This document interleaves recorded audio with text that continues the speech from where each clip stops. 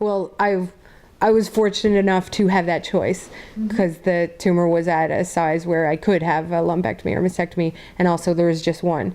So we had to have the MRI before the surgery, because if there had been more than one cancerous tumor in the breast, I don't think I would have had that choice, but I did have that choice, so I was fortunate.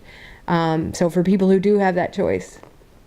Yeah, it's difficult. Yeah. Yeah, Mm. yeah. Because you don't have all the information. Oh my God, I couldn't even say those terms at the point when I was being asked to pick between them, and it was really hard. And Yeah. did you have time to choose then? Or? Yeah, well, like they were like, yeah, you can choose, just take your time and decide what's right for you. But at the same time, as you're taking this time to educate yourself and learn, you have this cancerous thing growing inside you. So like, you don't want to spend your whole life deciding. It's like, maybe I had thought after too, like I think it was like a week and a bit that I took to decide, and then I had like this microspec in my lymph node, and I was like, maybe if I didn't take that week to decide, I wouldn't have had the cancer in my lymph node. Like, and that's a terrible thing to think, but maybe that's true. I don't know.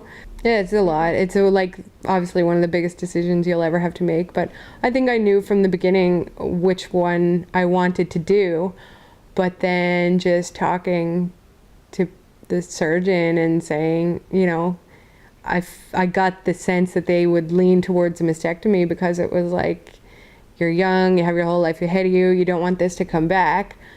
But I just felt like the mental like stress and emotional stress of waking up with no breast when I had the option not to was something that I wouldn't put myself through if I didn't have to yet at this point.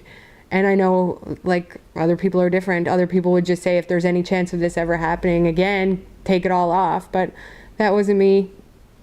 And, you know, based on the statistics, it's a safe decision to have a lumpectomy and radiation. So why not? Did you feel it was okay that that responsibility was put with you as a patient, or did you feel it should also be with the healthcare professional? Would you have rather said, had the healthcare professional telling you you have to do a lumpectomy or a mastectomy? No, I'm glad I got to make the decision in hindsight, but at the time it was overwhelming. Especially if they would say to me, if they would tell me the option I didn't want. If they would say to me, these two options are about the same, but I'm going to make you have this one, I don't think that would have been fair. So in that way, I feel fine about having made the choice myself, but it was overwhelming.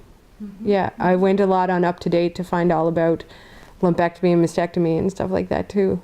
Mm-hmm. Mm-hmm. And I can say those, like I couldn't say that. In March, I couldn't say those words. It was terrifying.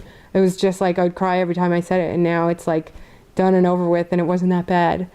It's like you get through all these various stages of it, and they're not as bad. Like, yeah, it sucks, but it's like you get through it.